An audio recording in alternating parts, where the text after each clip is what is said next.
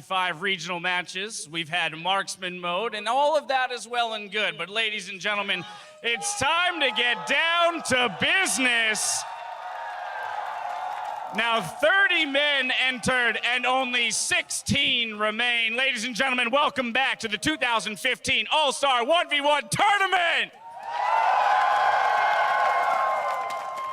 Now, we went over this yesterday, but just a quick reminder, we do have a set of guys preparing for their match while the current game is underway. So do me a favor, ignore them while the game is taking place.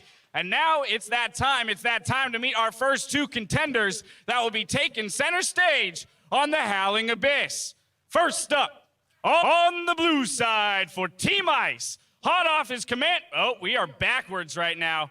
Boom, starting over here, my bad, on the blue side for Team Fire. Hot off his commanding victory against BYE in the first round, the deadliest jungler in the LMS Summer Split, it's Karsa!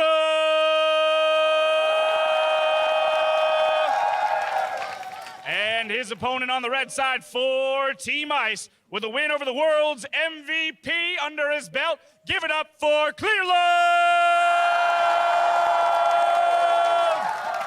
All right, gentlemen, lock and load. It's time to go. Thank you, Dash. Hello, everyone. I'm Richard Polscam, and joining me to call day 2 of the 1v1s is James Stress O'Leary, my partner in crime from the EU Challenger Series. Man, am I hyped to get into this game. I'm super hyped too, Pulse. It's now the round of 16. This is where at IWCA we really started to see some of the meta develop a little bit more, see just who was paying attention to the 1v1s and didn't just kind of stumble away through the first game. So I'm looking forward to this one. We haven't seen Karsa play yet, but Clearlove yesterday came out with the brand. I tried to cheese you with brand. It didn't work for me. No. It worked really well for Clearlove, though. Yes, it did. And basically, from what we learned, you just pick Heimer into it, and then you cheese back. But no, it was super good. He played up against Lissandra, and Lissandra didn't really do too much, kind of just queued the wave, and then Brand just went for the damage. We're going to see what he's going to go for here. Karsa coming in with the Kindred ban first off. So pretty standard from what we've seen so far, Stress. Yeah, very, very standard. So for 1 versus 1, you get 3 bans each, and then it's blind pick. So for those of you that this is the first 1v1s you're tuning into, that is exactly what is going on. Sometimes we get serious bans, sometimes we get team bans, just like the CLG you heard Amazing talking about. So bit of a slow start on the bans. Karsa's trying to feel things out. Clearlove does not want to deal with the Draven this early on himself. We saw a couple of Draven bans yesterday, actually. Yeah, and we also saw Bjergsen play it. Actually did really well. He went all in on the level 1 and then hit the level 2, immediately went in with the standard side with the E, got the knock aside. Very difficult to play against. That's going to be taken away. Caitlyn comes out as the next ban coming in from Karsa, and then Kalista from Clearlove. Now there's 10 Ice players remaining, 6 Fire players remaining. And in this one, it will be Fire versus Ice. But as we get later on, there's a double Fire, which will be Prey and Mad Life, and then Rookie and Lex will be Ice and Ice. So right now, Fire not looking super good compared to Ice. Not right now, but there's still a lot of time. But speaking of time, these players are using pretty much all of the time for their bans. Pretty surprising, actually. I would have expected them to come out all guns blazing here, and all guns are off the table, because it's pretty much all 80 carries that have been banned apart from that Lulu. And I was going to say the bans aren't surprising, but Ziggs, that is surprising in this kind of matchup. Yeah, it's super interesting because remember on the first day, everyone's like, the junglers are going to be crap in these 1v1s, and then he comes out, dunks Marin in 1v1 with Brand and Lissandra, busts out the Ziggs in this 1v1, Clearlove making a name for the junglers so far, and there's Ezreal locked in as well. It is Ezreal locked in. We saw a couple of games from Ezreal. Huni did not do too well yesterday into Kalista, but I want to go back to that Clearlove versus Marin matchup. That was the MVP of Worlds, getting taken down 1 versus 1 by a jungler. Junglers had almost no success in IWCA outside of Carbon, so I'm excited to see what Clearlove will bring to this. Yes, he's going to have a lot of trading potential with the auto attacks very early on. The short fuse passive from Ziggs is going to be able to deal a significant amount of damage, get that early push going, and I feel that that might be the angle that Clearlove's trying to take here. Yeah, but versus of the Ezreal as well, I'm really interested to see how this works, because we saw Huni bring it out. He went for Further of Battle, didn't do so well, went for the level 2 all-in. What mastery does he go for? Because of course you can also go for Grasp, which are the 2 major ones coming in for Ezreal. Maybe he'll go OP and go for Thunder Laws for the extra burst, but so far from all the Ezreals we've seen, it's been uninspiring. We saw Latam in the IWCA bring out the Ezreal, saw Huni did it, not seeing success just yet. maybe Karsa can bring something out here. Maybe. I'm looking forward to it. Our first 1v1 of the round of 16 here. Get hype. Karsa going onto the Rift has started with the Duran's Blade, and of course Ziggs will go with the Duran's Ring. And I thought maybe he would have gone for the Blade himself, for the auto-attack damage, but hasn't done so quite yet. Gone for Biscuits, so we know he's gone down the middle tree. He has got a lot of AP right now. Set at 41 here, so he's pretty much going, I'm just going to hit you with as many bombs as I can throw at you to begin this matchup. So Clearlove not opting for that AD, just gonna, utilize that passive early on. And the one thing that AP Ziggs will do just as well is push waves. He's gonna be more reliant on his mana. But, for this situation, it's so important to get that level 2.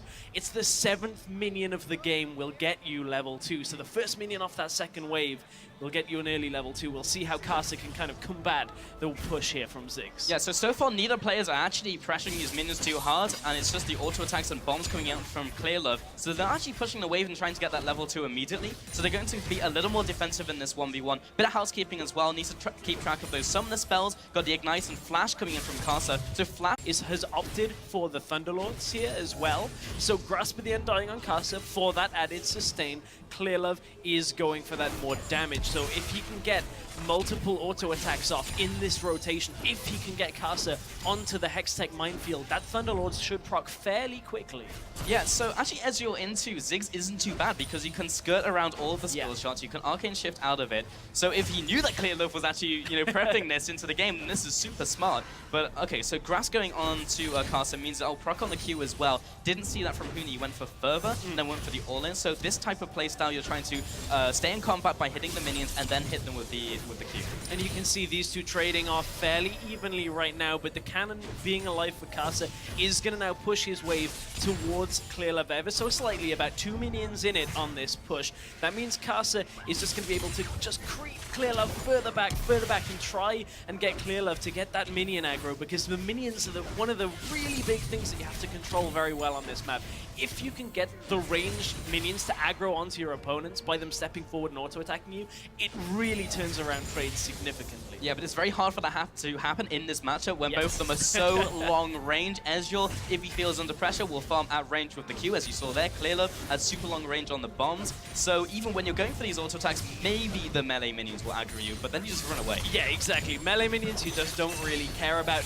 The other thing here is you can see it's so difficult for an Ezreal to deal with the counter push that comes from a Ziggs. As soon as it starts pushing in towards him, 1 Q onto the ranged minions deals enough damage to pretty much equalize the push, and now it's in Clearlove's favor as Karsa and Clearlove just back and forth on this very, very intensive minion pushing this far early on in this match. So to start talking about the spell usage as well and what they're skilling up, Karsa has only gone for Q and E. Hasn't put anything in W at all, which is a little bit curious because I've seen every single Ezreal do that so far and actually put a point in W because you can actually go over the minions. Right now, Karsa is finding it very difficult to connect the Mystic shots because they stop on minions. W does not, and Karsa actually gets bounced into his Relic.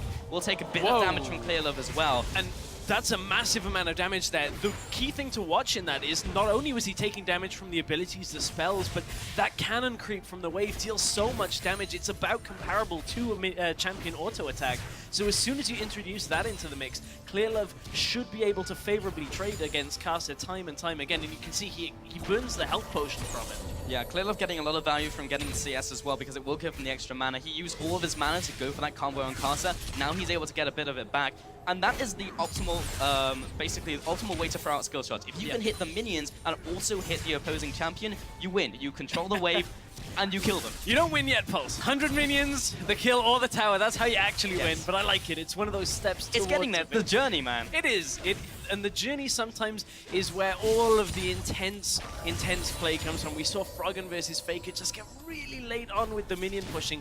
Very micro-intensive little trades. And here's a trade for you between Clearlove and Karsa, but not a lot of minions around, so both of them are fairly confident in just trading back and forth. Yeah, so far they're literally just trading. So when they go back to base, I'll be interested to see what they pick up, because so far we've seen a lot of AD carries go for Hex Drinker into AP to go for those all-ins. Level 6 hit by both both of the, I want to say mid laners, and I guess it technically is the mid lane, but both of them are now actually going for a trade. Karsa going up against these minions, but taking so much damage from both the cannon minion and that stray caster creep. Goes for the relic, goes for the all-in as well. Clearlove dropping low, the barrier has been popped. Both ignites go down. Karsa tries to cut the vision, incredibly low. Karsa doesn't have the mana. He can't get it! We'll go for the relic.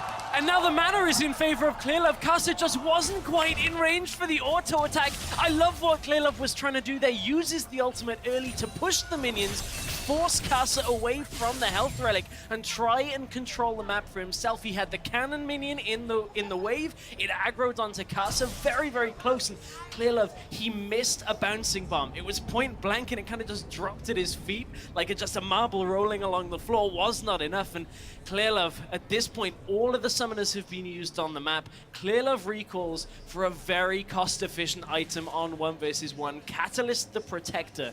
Not only do you get the tanky stats, not only do you get the extra mana, but on the level up, the regeneration effect that you get, the health, the mana bag is so, so good. Yeah, now he wins the sustain game up against Karsa. Before we've seen double Catalyst picked up in the Froggen versus the Anivia matchup with Froggen Faker. We saw both of them pick up Catalyst at the same time. That was very important. This time we have AD-AP matchup where the Serrated Dirt comes out. So we'll be looking for more of those trades versus Clearlove and try and chunk it down earlier, because if you get into a sustain fight, Clearlove's going to win with the Catalyst. And this game has been pretty close. It's been back and forth on the CS difference since the beginning of the game, as Karsa didn't get a lot of damage off at first. Yeah, he's still following up onto Clearlove. Will get the relic, but is in range to continue getting hit by these Mystic shots. That is where Karsa can reign supreme in this 1v1 matchup. When there's no minions to block those Qs, there's nothing Clearlove can really do apart from waddle away and take damage. However, at this point, it's the mana you also have to look at. Karsa goes behind the minion wave. Yeah, he doesn't have any mana to really follow up here and also use the Arcane Shift, so he's not going to be going any further on this one. And Clearlove will have to use the ultimate literally just to clear the wave and go back. And I like it. He's